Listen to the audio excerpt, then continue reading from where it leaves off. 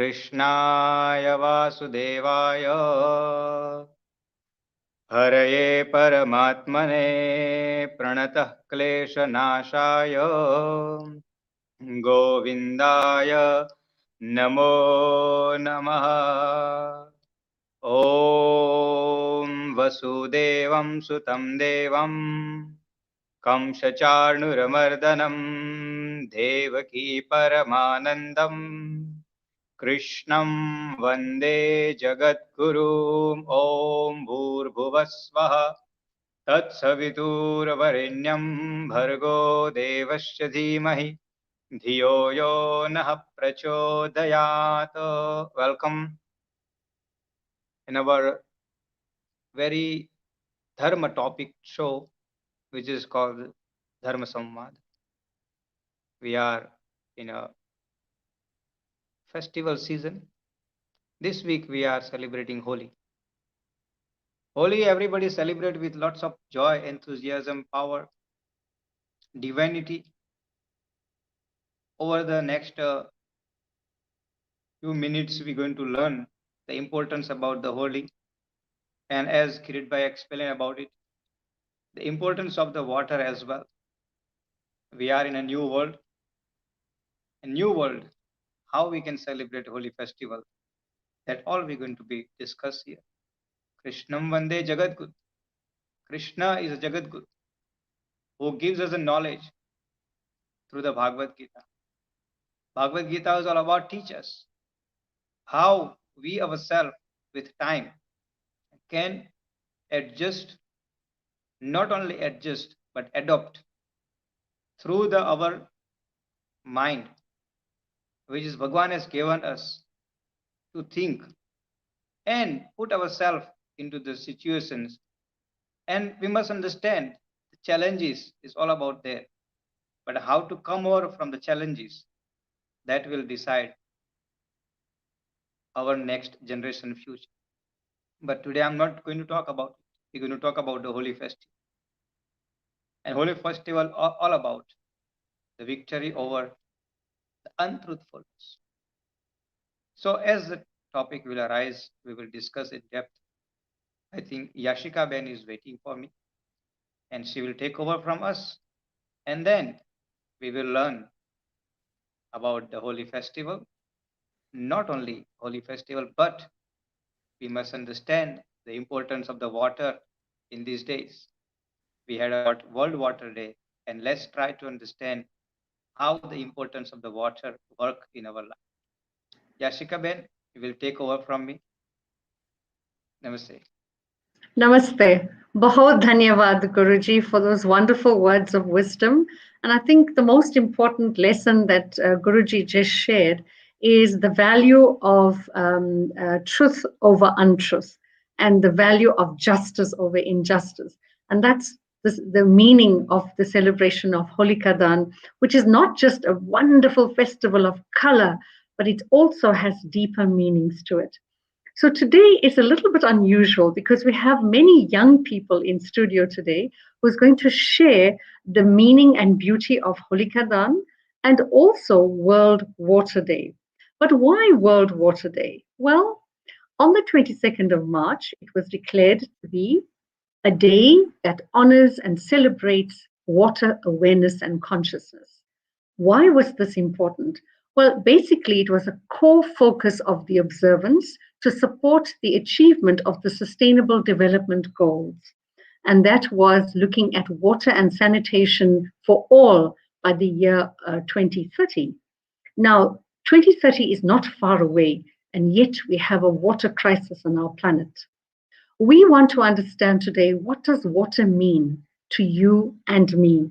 And we want to find out more about organizations who are doing work around water conservation and this impact of global warming on our planet.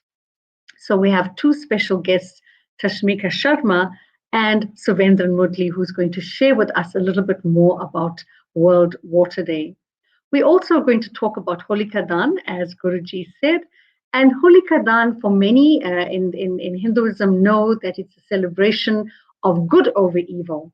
It's the time when the demon Holika was burnt in order to save Prahlad, a devotee of Lord Vishnu. And that's how Holi gets its name.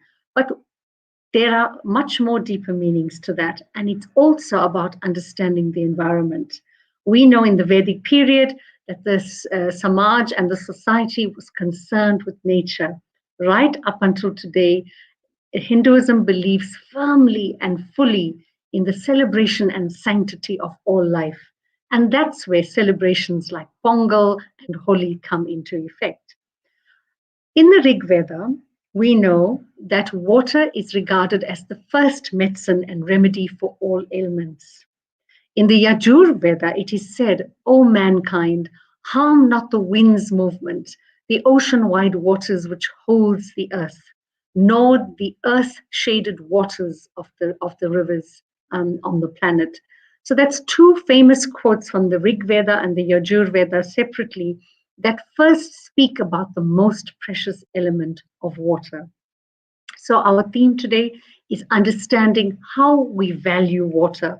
What is the price we pay towards this complex issue around water for food, for culture, for health, for education, for economics, etc., and why it became so important for us to look into the nature of water in the country.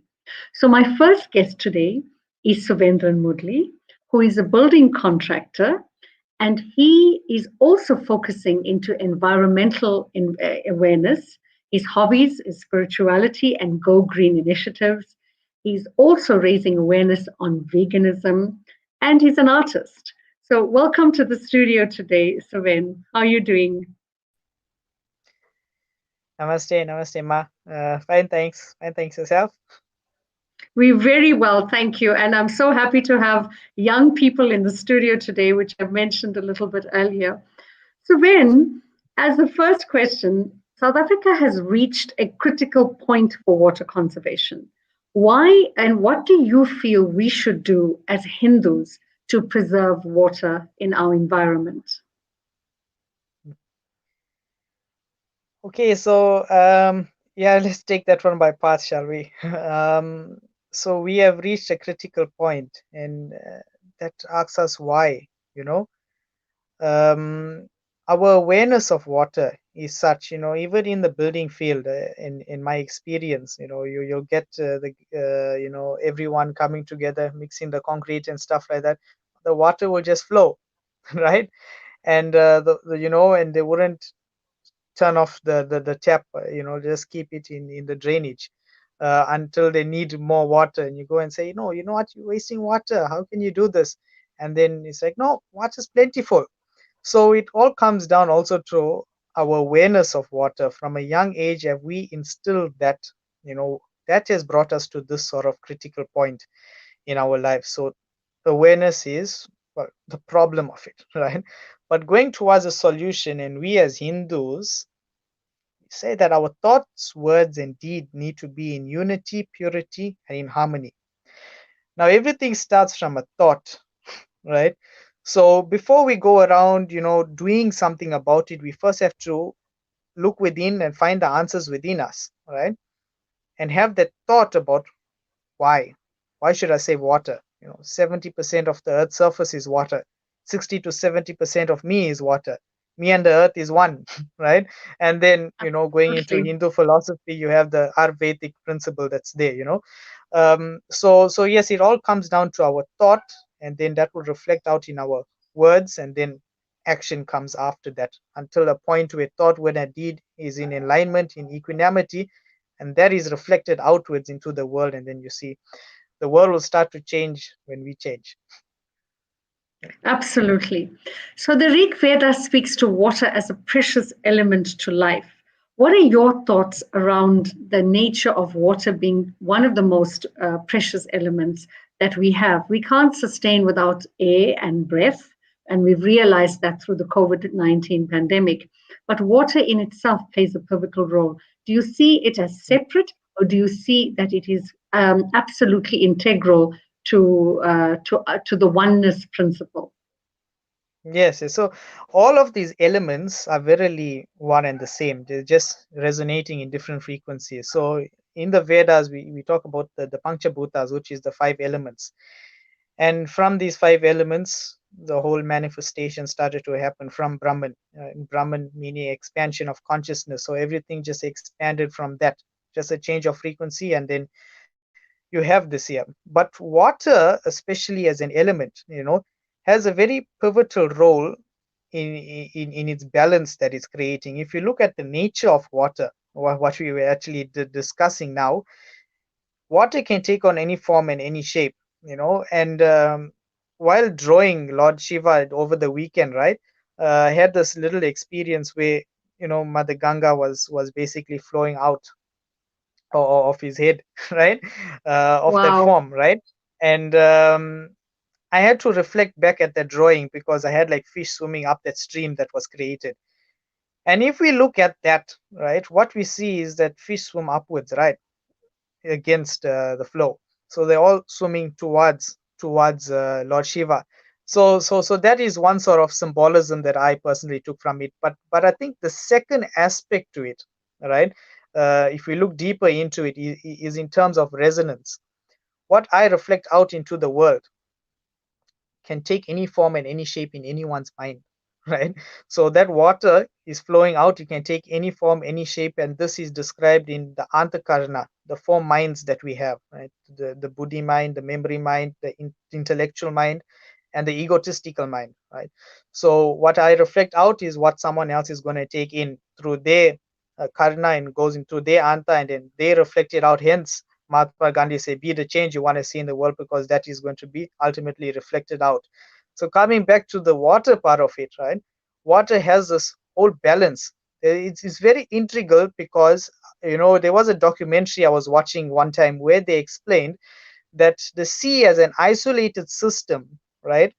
The ecosystem there cannot maintain itself for a certain period of time until it gets food from the land. Where does this food come from? The river mouth, right? So everything is fed into the river mouth, and that goes into the sea, and that sustains the ecosystem. It comes to a point of depletion in the sea if it's not fed. So we feed it earth. What does the sea do again? It feeds us water. Water gets evaporated, comes onto the earth, and it gives us water. So this whole concept of oneness and balancing is actually there all the time, right. So that is why, water is an integral part of creation in many ways. I think we just touched on one, but we ourselves, this body is 70% water. Absolutely. That's well done and absolutely well explained. And I think it gives a newer, fresher context to our understanding of water from a spiritual perspective. Thank you so much, Suvendran. I'm going now to Guruji to talk about the festival of Holi. And we know that in India and throughout the diaspora, festivals play a critical role to enhancing the life cycle of a community. And water, in its most essential sense, is important during these harvest festivals because everything is integrated. The farm life is integrated. The value and the sustenance to the community and to the villages become critically important. Guruji, can you share with us the deeper meaning of Holika Dan and why it was important during this time to reflect upon our devotion to Lord Krishna? Okay, so what exactly we must understand, the holy festival is not only which is in over the days has been told us that we must throw the colors and play the colors. That is the one part of the bring the community together as a social. But as we talk about the spiritual, so the incidents we understand between Prahalad and his father is all about the ego. If we understand, person under the ego cannot realize what wrong the person is doing. Whoever it is, no matter who is he or she in any power of the any positions, any level. When the ego take overs your senses, when ego take overs your intellectuals, when ego take overs your intelligence, then you have to prepare for your completely downfall, which already in the past Ravan also went through. But Because Ravan has went to, nobody has learned. So the another incident through the Holika, Bhagwan Sri Vishnu has explained to second time to us, reminder, okay, bhai, do not come under the ego. Otherwise, there will be a place for you to come down. Now, if we look at one another way, this is the third reminder as came to us in a form of the COVID. First, before 2019, if we understand as a human, we was talking about the superiority. We are the everyone. We as a human knows everything. Nobody wanted to believe in the Bhagwan. Nobody wanted to visit to the place of the worship. Nobody wanted to spend a time with the family. Everything was technology driven. Just now, our previous speaker explained about the importance of the water. Nobody wanted to care about the water. Nobody wanted to worry about anything. Now we are the superior. Where the superiority went in last 12 months. There was a days where we used to ask a question to the spiritual leaders and the priest and pujaris. No, this is all the prayers and everything is non-important because in my life I got money, I got a good lifestyle. I don't need anything. Where was the money? Where was the good lifestyle last 12 months? It has reminded us our ego is something which is we need to be realized. Burning means a sacrifice. Remember, holy is we say we light the fire.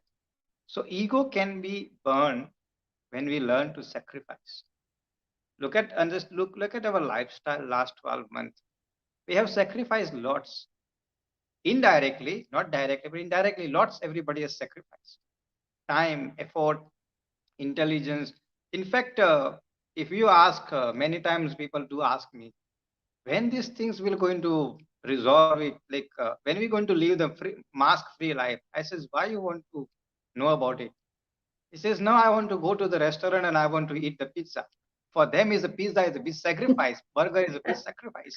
Yes. Many things is sacrifice about it and teach us the importance of the human life, importance of the human value, importance of the our purpose of the birth in this planet earth. And this is what we must understand about. Holi is the Sunday, but every year we celebrate Holi. We light a fire. And we must understand India in summer now, and we entering into the winter, the two different seasons.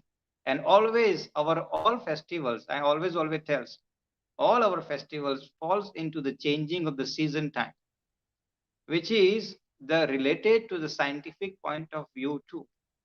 Okay. Now we entering into the winter, India entering into the summer, but both actually is a harvest time. So now what we do, we offer a food to the fire element. Why the fire element? As just by explain about it. As the fire, what the fire do? The smoke and create the clouds. And then what will happen? Rain will come. So is a cycle we creating about bringing the, Condensation. yeah, happiness in our life. So we must try to understand in our life is whatever we give, we're going to get. So through this festival, the Prahlad teach us give a love, give a care, give a faith, give a devotion. You will get same thing. Today, everybody, one of us celebrate the victory of the Prahlad. We don't celebrate the victory of the somebody else, but Prahlad is we celebrate. So this is where the Holi is very important festival for us. And then next, my friend Kirit will go into the different level, talk about it because I have to perform the arti, so I might leave within a few minutes.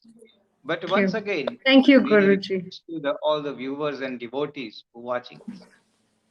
This year may be the different holy. Does not mean that our spirit should go down. Our spirit should be kept it online. So technology teach us how to use the technology wisely. Even in your house, you don't have to light the holy, but at least you can light the one lamp to the Krishna, one lamp to the Bhagwan Sri Vishnu as a symbolic prayer, and you will see the divinity coming in your house, divinity enter in your life. So thank you for inviting me. and then we will understand more in depth in the future about it. Thank you, Guruji. Thank you so much for your wisdom and for the in-depth explanation. I think it's so important when we understand the symbolism of fire and the symbolism of burning the ego. I think that would play a critical role for the Hindus to be far more aware of the festival rather than just having it as a celebration of color in itself. We have with us today Shanti Naidu, we have Tashmika Sharma as well, young people who are concerned with their spirituality as well as the environment in which they play particular roles in. And before I continue with the program in terms of Holi, I would like Pandit Kirit Bhai to please play the little video clip, which gives us a little bit of an idea of the deeper meaning of Holika Dahan. And it's quite a provoking little insert that you will see. And when I come back, we will go to our next guest.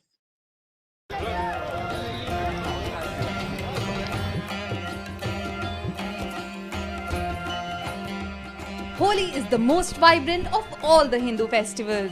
Like every other festival in India, Holi is also associated with popular legends. These interesting stories recount the history behind various festival rituals. And one ritual related to Holi is Holika Dahan.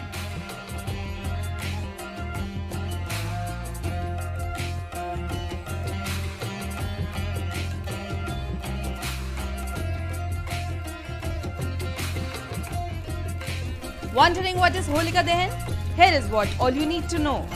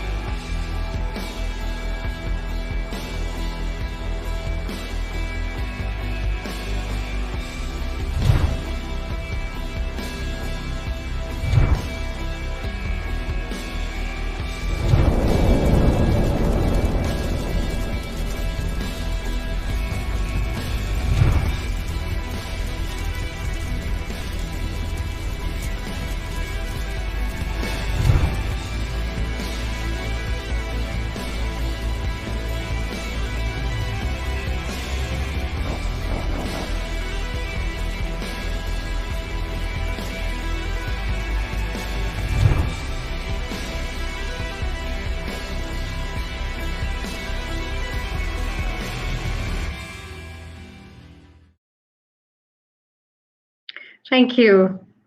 That was just in a nutshell giving the deeper understanding about the burning of the ego of the great king who wanted everyone to worship him rather than God, but he was taught a lesson by his own son. So, Shanti Naidu, we've just seen a little bit about a deeper meaning of Holika Dahan.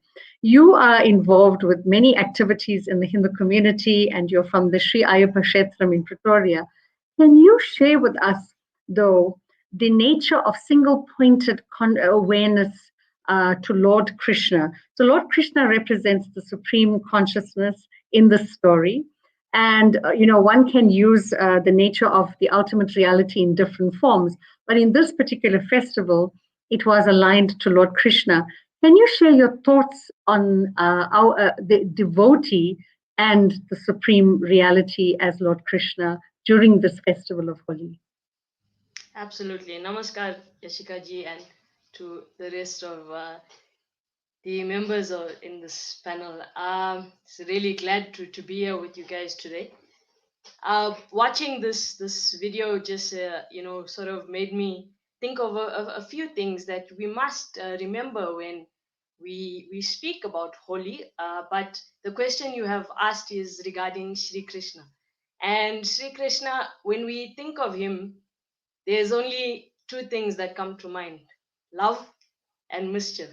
And this is, the two things that are related to the story of Sri Krishna and Holi. And you so aptly mentioned the relationship between the devotee and the divine. And what does Holi have to do with that? So, very briefly, the legend or myth related to Sri Krishna and Holi is one which says that for any number of reasons, Sri Krishna was born with this or acquired this very dark blue, almost black color of his skin or complexion. And, he was, as we know, inseparable from Radha in their village in Vrindavan.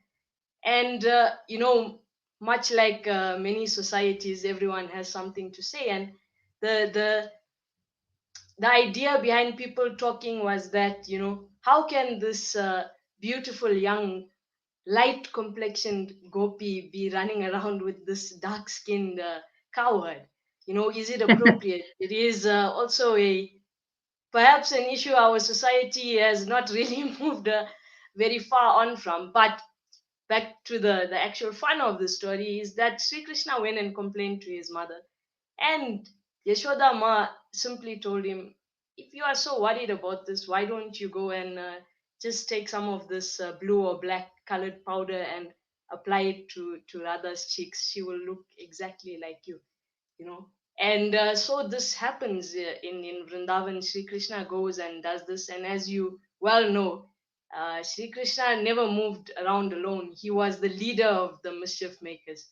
So all these coward boys would go and do the same thing to the rest of the gopis, and this turned into a wonderful festival of fun and enjoyment, full of color, stemming from the dark complexion of Sri Krishna. But as we always know, the stories are fun. They bring up lots of love and joy in us when we hear about them, but they have a tremendous significance, a great amount of knowledge in there. And this truly teaches us that, see, when we are on the spiritual path, when you are moving towards something great, you have to give your absolute perseverance to it. You have to give your absolute focus. You mentioned the term single pointed concentration. This is what Krishna was to Radha. Radha only saw Krishna everywhere in whatever she did, whatever she thought. Our previous speaker mentioned that everything starts, thought, word, and deed must be aligned, but it starts in our thoughts. And every thought of Radha was Krishna. So whether she was churning milk or playing with him or looking after her cows, this is what she was interested in, only Krishna, Krishna, Krishna. And it teaches us that when we, like that, are focused on our goal, a higher goal, a goal that will help us evolve, something that leads to our progress, we are single pointed concentration on that goal. The divinity, the power of doing what is good and right brings out the color of divinity in us, the color of love, the color of joy, the color of peace. Because it wasn't Radha who went and applied this color, it was Sri Krishna who came to apply it on her cheeks. Divinity itself will bring out all of its wonderful qualities by its own power. All you have to do is be focused on that which is right action, right thought, that which is really always towards the goal that we are seeking. So it's a wonderful story to hear about Krishna. And from there, the entire village started celebrating this every year in a fun-filled way, and it has spread across the entire world. Absolutely. And many diaspora countries celebrate Holi, but not much has been done in South Africa. I know that in the Marlborough Temple, and Panditji will speak about this a little just now. They've started this wonderful festival. It has grown in some places like in Cape Town, etc., and in KwaZulu Natal. But recently, there's been a resurgence in Hinduism. There's been a resurgence in our consciousness and our awareness, and we're seeing it across social media with very strong knowledge-based ideals coming to the fore. And it's forcing people to step back and to think about simple, fasts, vrats, festivals that is happening around us, even like Holi. What would you say are some of the key lessons that we learned from Holi Katan, from the festival of Holi Katan? See, the festival of Holi itself is, as the Guruji mentioned in the beginning, it is celebrated at the beginning of spring. It is the change of a new season. In the northern hemisphere, it is the beginning of spring, where this obviously originated. And when we think of spring, spring is a time of new beginning. It is a time of new life. It is a time of new color and vibrancy. The entire nature is blossoming and blooming into something that is truly remarkable. So the festival of Holi, much like some other festivals like Makara Sankranti, Pongal, which are considered the festivals of new beginnings, because this is what it is. It is for nature, this festival of new life, but for us, it is this festival of a new start, a new opportunity, a new sense of inspiration. This Hindu calendar was not designed haphazardly. There is a festival at the right points in time to constantly bring us new hope and inspiration, so that we may seize that opportunity of celebrating the festival. Through the celebration, we will find the kind of knowledge, the kind of inspiration, the kind of hope that we need to start new things, to do new things, to start thinking differently, learning differently, and thereby living differently. So the festival of Holi, the real celebration of it is when we will make a difference in our own lives, when we will use the festival of new beginnings to be a new beginning within ourselves. Brilliant. Thank you. And also to bring about this focus of new beginnings, fighting against injustice, and more importantly, as Guruji had pointed out, fighting against the ego Yes. in itself, because that causes the separation. In the Swami Ayyappan temple, you celebrate the festival of color in January. Can you share with us a little bit about that and how it came to be in very quickly? Sure. As I mentioned, it is around the time of Makara Sankranti, which is in the beginning of the year, around 14th of January. This festival is called Pete Tullar, and it originated, it is celebrated in India at a place called Erumeli, which is on the way to the most famous Ayyappan temple in Sabrimala, Kerala. And it is then celebrated here in Pretoria at our Sri Ayyappa Chetram as part of the Ayyappa Utsav celebrations. And it is very similar to Holi in a few concepts, that the blazing bonfire is lit, the fire which burns up the ego, as Guruji said. But what fire burns up the ego? It is the fire of knowledge. It is the fire of, as he said, sacrifice. It is the fire into which we sacrifice our own negative tendencies, our negative habits, our negative thinking, any kind of activity around us that doesn't allow our progress. We want to burn that up. So this bonfire is there. And the devotees of Lord Ayyappa will dance around this fire, loud, vibrant music in praise of the Lord that they love. And they will mess each other with these colors, water balloons, any number of things. And it's a day you can be free to really do whatever you want. On any other day, probably you'll get a good scolding from someone if you did that. But the idea is to lose the ego, as you said. The idea is to lose body consciousness. This body, you see, before we start, we want to check that the camera is right and I look fine and my nothing on my face and everything. We so concerned about this body. It's true, right? So there's a makeup check and everything before a show starts or something. But every day we are like this, concerned about our body. When celebrating Pete Tulul, when celebrating Holi, we want to lose the body consciousness. So by the time you are messed up with all of these colors, etc., you cannot even recognize this face you are so worried about. So in losing body consciousness, we become closer and closer to that divine consciousness within us. We have to burn up our body consciousness. We have to burn up identifying with that which we are not. So, and the way to do that is by immersing ourselves in becoming one with everything around us. And so we all look messed up at the end of it. We all are equal. We are all united in a wonderful sense of community when we participate in this festival. Thank you. Thank you so much. I want to come back to the issues around water, and I'll come back to you, Shanti, in terms of the youth and what we could do to enliven the idea of Holikada, knowing that we are in a COVID situation, and perhaps bringing together families in the home environment. Tashmika ji, is she in? Okay. Okay, I can see she's, I think she might have just dropped out because of the connection. Suvendran, you are here in terms of the issues around National Water Day. One of the questions that often people have asked is, what do governments actually do about the issue of water conservation? And South Africa has played a pivotal role in that through its river cleanups, etc. But Prime Minister Narendra Modi recently launched, Every Drop Counts project in India in order to conserve rainwater. He's pledged this with the citizens, and he's been quite proactive in quite a few of the projects. Can you share your thoughts a little about this campaign? Yes, yes, sure. Yeah, I heard about this, and great campaign, because we see that politicians at large, reason why ecology is not taken seriously is because it's a long-term thing, you know. Generally in politics, you want to see change now, right? Not in 15 years, now, right? So if Absolutely. again, if awareness is into the politics, then you see that everything will start to align itself.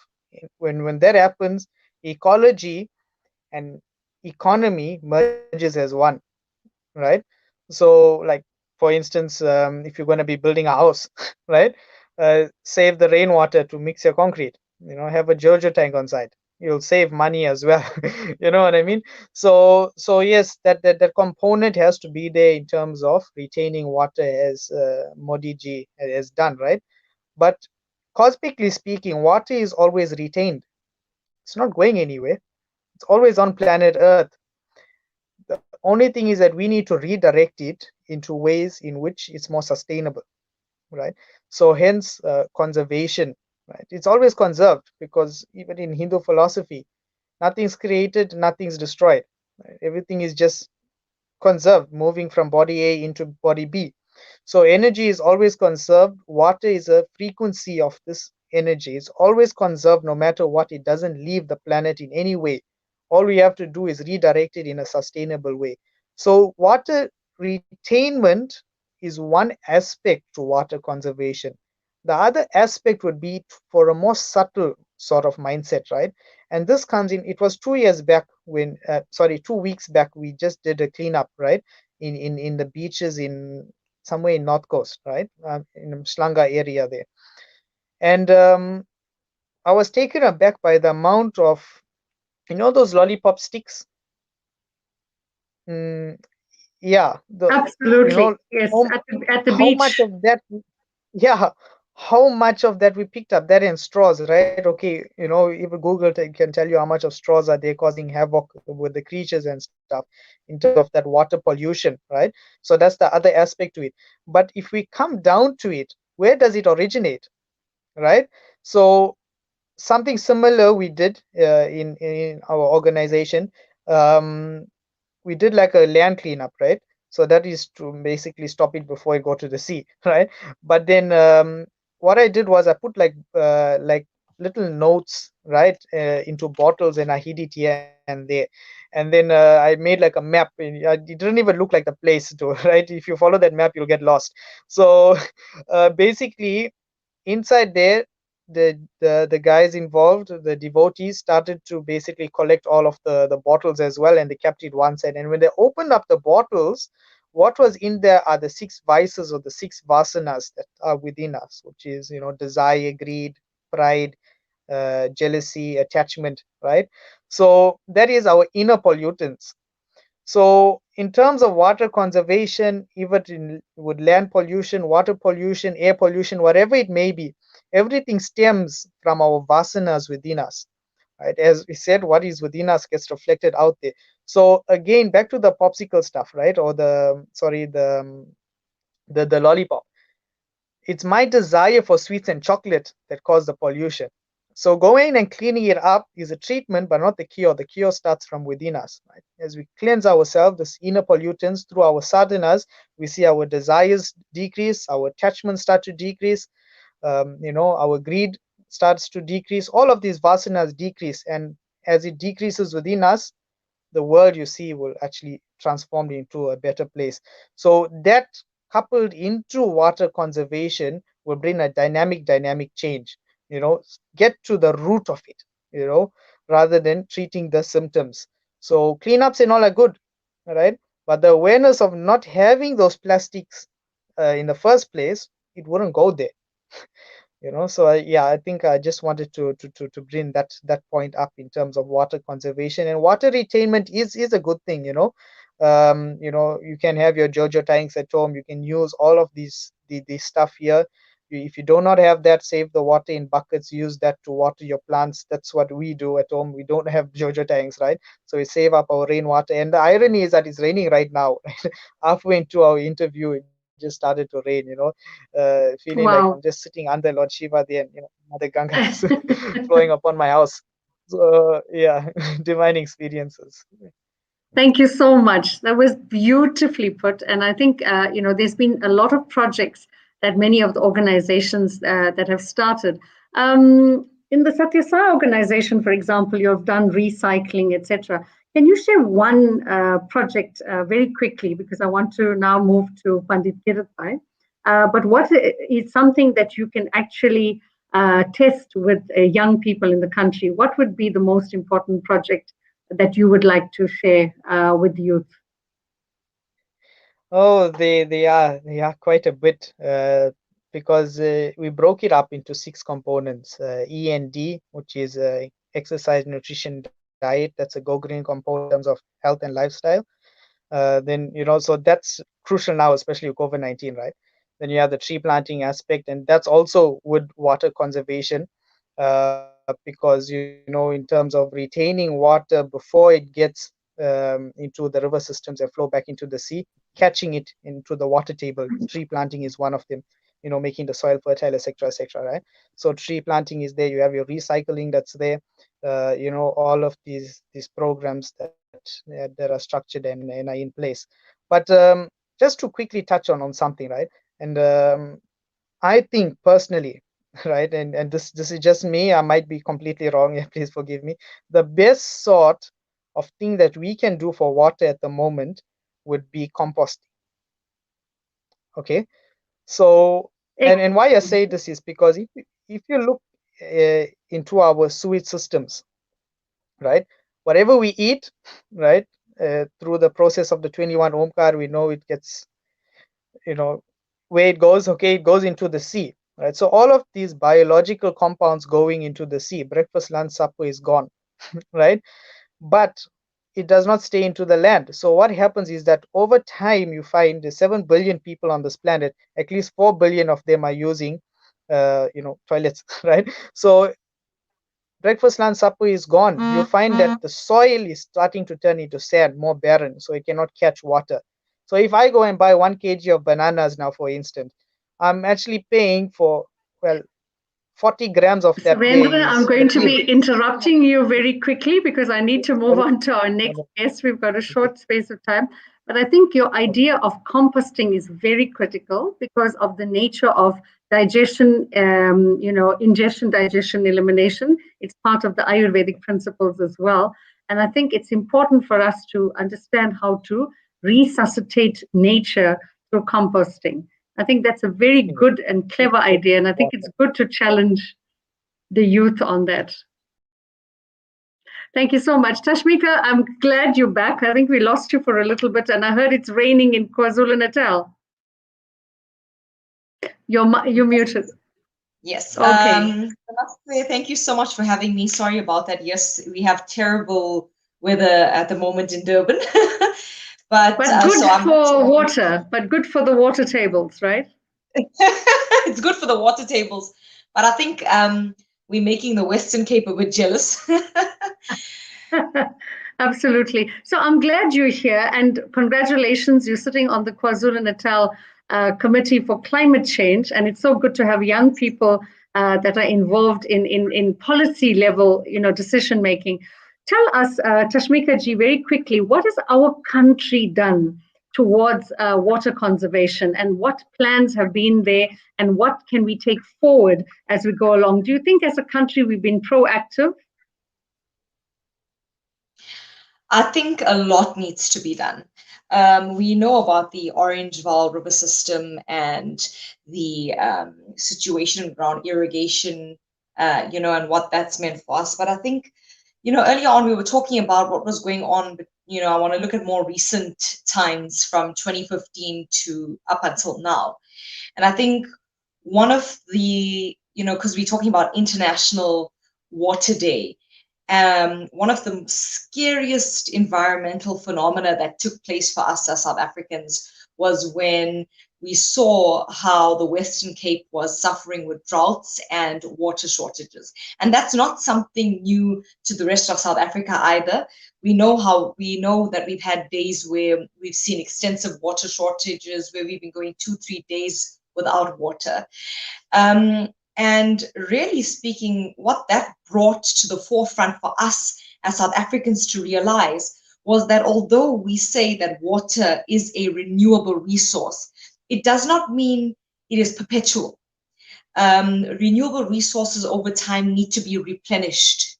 And if we are not taking the necessary precautions to, sustainably use water or carefully use water or use without restraint, then we are going to find ourselves in a very serious situation, because by the time the water system replenishes, it may take a longer time than the survival of certain organisms, including us as human beings. Right now in South Africa, we've had multiple pronged water strategies to restrict. I know in certain provinces, such as the Western Cape, there are water restrictions to 50 liters per person per day. I know that there's been, besides the reduction in water usage, there's recycling of water. And I just want to quickly say, I know two big corporates like Avis and Woolworths have engaged in recycling of water, and they've not only saved money, but they're saving the environment. I think, another thing that I just want to quickly tie in is because you were talking about Hinduism and this idea of water is that, and we were also talking about Holi. And Lord Narasimha, which is Lord Narayan, took on the form of Matsya, which was a fish living in water. And that directly coincides with what we as environmentalists and biologists believe to realize, that life forms and organisms came out from water first. So we need to think as humans, and because this is a Hindu platform, as Hindus, that our relationship with water has an inextricable connection with our relationship to God, because water is a natural element, and we believe as Hindus that every single natural element is an element of God. So we need to be aware of this in terms of understanding water shortages, droughts, etc. Water is a human right. It's enshrined. It's a basic need. We need it for survival. But what I wanted to say is that this usage of water, and before I spoke about shortages, I talked about using water with restraint. Our scriptures tell us the same thing. Anything we need to use with restraint. And this idea of exploiting water by certain industrial corporates, I'm not going to get into that at the moment, but companies are exploiting water, or if we ourselves know we are wasting water. This usage of water, this appreciation of water, is a question of ethics. As environmentalists, we always talk about ethics. As a researcher, I cannot proceed with my research if I'm not being ethical. So if you are seeing something, if you are seeing somebody is over exploiting water, be it a company, yourself, your family, or how you are using water, then we need to address this and understand that we need to correct our ethics. Like Suvendran so correctly pointed out, it starts with a thought, and a thought turns into, a word turns into a deed.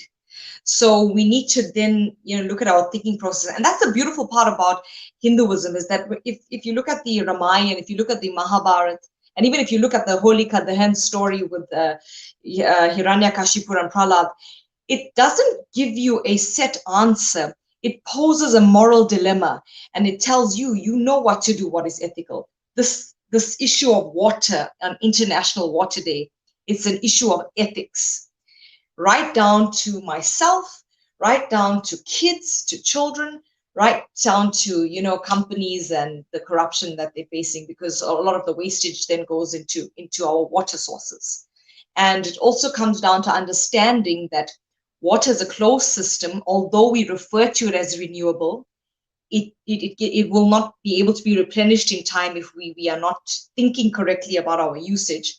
And the last thing I just want to tie into this aspect of spirituality and water is that, you know, we talk about climate change and global warming. And remember, what one of the things we don't realize is, you know, I'm an environmentalist, so one of the things I study was geology. And the Earth, apart from climate change and global warming, goes through certain orbital and geological forces that take place over hundreds of thousands of years. Right now, planet Earth is sitting in an orbital shape, which we find where the Earth is cosmically situated in an area called perihelion. This is a 100,000-year cycle, which means that naturally it is closer to the sun, and that because of that, we must expect temperatures to be higher. Therefore, we need to go and examine our, you know, human-induced processes to be careful not to push, you know, the Earth's temperatures over the brink, which is exactly what we're doing right now, not understanding these forces, and then engaging in these activities like, you know, pollution and industrial disasters, and, you know, we have this onset of hazards. And right now, the coronavirus is an outbreak as a result of the way we have been treating the environment, not just water, but the organisms, the entire food chain. It's all interlinked. So Absolutely. I really want to say to people today, it starts with you. It starts with your ethics. And if you yourself are doing something right, but not telling us about someone who's doing something wrong, then that's where we need to play our role. That's where we need to be vocal. And that's where we need to speak as a community about this environment, because without the environment, no organism can survive. Absolutely. Well said. Brilliantly said. And I think you captured all the questions that I was going to ask you in a nutshell. Okay. I think one thing I want to do with each of the guests that we have today is, Tashmika ji, is give me in a short, succinct way, what is the challenge that you would pose to society, and especially to young people, to take up as a project to conserve water, to save the environment? Look, I mean, there's a lot to do, especially with the youth, and, you know, as I said earlier on, parents who may be engaged in this at the moment. There's aunties, uncles. You all have nephews, nieces, grandchildren, children, and if every single person today can take something away, like right now it's raining in Durban. I have my buckets outside. So I'm collecting that rain. So tomorrow or the next few days when I'm watering my plants, I'm going to be using that. If you can save water, if you can recycle water, add in simple technologies in your house to recycle or filter water. And there are very many cost-effective ways at the moment. But if you can save, conserve, and reduce your usage, use with restraint, we are all going to make such a big difference, because we saw the difference that made in, for example, the Western Cape.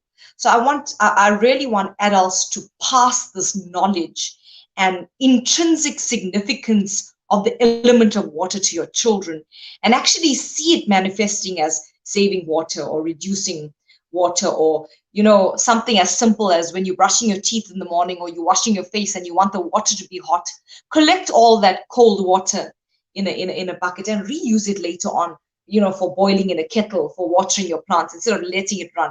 Simple effective and doable, literal things like that, habits like that. I really would like, to pass that message on to everyone. The other thing I wanted to say, there's teachers here probably listening and even students, the life orientation curriculum gives a lot of, advantage for changing it to suit what the needs of this country are, whether you're talking about economic needs, environmental, social, and today we're talking about environmental. So, if we can talk together with school governing bodies, SRCs from the university to, bring awareness, environmental awareness to these issues, that will make a very big difference because the bulk of South Africa's population are youth. And if you filter down this message to them, they can create a better and sustainable future for themselves. Thank you Thank so you. much. That's beautiful. The bulk of South Africans are youth, and you have the future in your hands. That's a wonderful takeout from Tashmika ji. Before we go to Kirit Bhai, I wanted a short 30 seconds from Shanti and from Suven on your challenge to the youth. So, Shanti, bringing together Holi, bringing together water conservation during this time, and 30 seconds, what would you challenge the youth to do? And in fact, it should be a Dharma Samvad project because we'll revisit this in a few weeks' time. And Kirit Bhai will say how many people have responded after the show. So, Shanti ji, what would you say to young people? Yashika ji, I think in terms of conserving water, water is the element that life has started in, and if we don't save water, we will destroy life. It's as simple as that, and we all have the burning desire to stay alive. So it's something that we should not have to choose to do. It's something you absolutely have to do. That is your duty and your dharma to protect this world that gives us life. My challenge to the youth, keeping in mind Holi, the understanding of new beginnings, new intentions, new knowledge and inspiration, the understanding of burning up every negative thing that we can identify. Remember, Holika is not something out there. It's not your neighbor who's causing you trouble. It is within your very self that these negative tendencies reside. So keeping that in mind, to understand what needs to be burnt up truly with the fire of knowledge and perseverance, steadfastness and single pointed concentration, you must get involved. That is what you have to do. At Sri Ayyappa Chetram, we say involvement leads to evolvement. If you are not doing, you cannot learn anything. If you are not getting involved, if you are not doing something, you cannot be connected with this life around you. Your life cannot be connected to anything else. So, not only to the youth, but to anyone watching, that is my message. Get involved, start doing. If you are doing, do a little bit more, but don't stop at doing. Once you start doing, you have to start learning because our action should lead to this great knowledge that everything in this Hindu way of life leads to. It leads to knowledge, not about God, not about the world. It leads to knowledge about yourself. And when we can know ourselves truly, the sky is the limit to what we can achieve. In fact, the sky Thank, is not the limit; it's beyond that. Swami thank you so Sharanam. much. Swami Sharanam Ayyappa. Thank you very much. And Suvendranji, last words, please. I want to go to Panditji because he has this wonderful way of rounding up the prayer, the nature of consciousness, and the fact that there's a shloka by in the Upanishads that says Yata Prati Tatha Brahmande, as is the above, so is the below. So we are part of the environment, and the environment is part of us. So, just in closing, from your side, Suvendran. Okay, just to pick up on that then, right? You have Mother Gayatri with the 5 faces, right? And let's equate that to the 5 elements of creation. And everything that we do outwardly is a reflection upon that 5 elements of creation. And everything is a reflection, resound, and reaction. So even this COVID-19 is a karmic experience. What we do to the air element of creation, now our lungs is feeling it, right? What we do to the water element of creation, all of our blood disorders, etc., etc., that's our blood, right? What we do to the earth element of creation, right? With all of the pollution on the earth, that's all of our osteoporosis, bone diseases, etc., etc. So everything what we do out there with the fire element of creation in terms of energy, digestive disorders, etc. In terms of Ayurveda, that's where it is. So reflection, resound, and reaction. What we're doing out is ultimately what we're going to get back. So it's all about ahimsa and expansive ahimsa in terms of go green. Jai Sai. Jai Sai Ram. Thank you very much. Panditji, to round off the show today, we have to be ethically strong. It's all about new beginnings. We've got to take projects, we've got to look at recycling. And the Holika dance symbol of the fire is to burn the ego, to get back into that space of spirituality. What is your take in your final words before we close the show? The Yashika Ben, thanks, and then I like to thanks to the all youngsters, Shantibe and Sugendran, and then Kashmika Ben. Look at the good things about the Hinduism, and especially this technology in this new era, is that youngsters are more involved, more knowledge, reading more and new ideas. Yes, of course, our scriptures, Vedas, say Jala Jahan Jagdish Wahan, where is the water, there is a God there. And where is the God, there is a life. Otherwise, water is where there is a life. But so nicely, all they putting, and so high word they using. I love it, and we look more and more youngster involvement. We quote our Vedas, the Rig Veda, the Upanishads, Puran. But in all that, as like one of the things, Tashmik, I was surprised that she got quote from the Matsya Avatar, the Puranas, Matsya Avatar or the Vedas, and she put so nicely these things. So I don't think so I have to say much, but yes, when we do Holika or burn ego, and yes, that's all right, but next day, all is ashish. If you go to the after the Holi complete, next day when you go, you have to calm down the Holi with milk, kshirodaya, and when it's ashes is a new begin, creation. So we're not ending, but we start, and that's why I many times said Purnamada is not end but complete, right? So I'm so happy, and yes, we start new project with these youngsters, and new begin, because Hinduism, the Bahuratna Vasundhara, it's a great knowledge in the Vedas. And when we take this to the world by these youngsters, as like Swami Vivekananda took to the Western world, we need more youngsters like this. And I can say these are the Prahlad. Maybe not wearing the kurtas, dhotis like me, or the putting dots and all, but they're taking the message of devotions of our Vedas to the world. I compliment to all youngsters. And then I was going through all the videos of the Dharma Samvad panel, and we are in a half century, which is the last year sometime we started this Dharma Samvad around this time. Wow. And congratulations to Guruji Gopal Bhai Vyas, founder member, myself, Yashika Ben, thanks to you, because so nicely the whole interview was done. Lakshbhaiji Maharaj, Jitesh Bhai Harry, and then of course Hitesh Bhai Patel for the technical, and Nilam ji also the behind scene.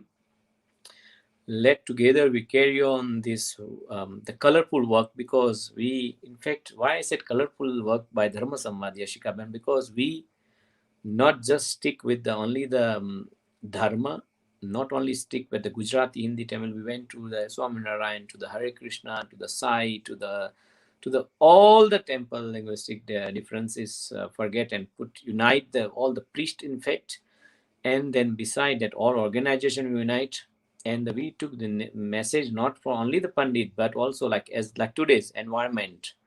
Then in between we have doctors, those things. So I'm happy that we together we managed to do some work, seva hi paramo dharma, is a duty of dharma we done together by this technology, and especially the COVID time.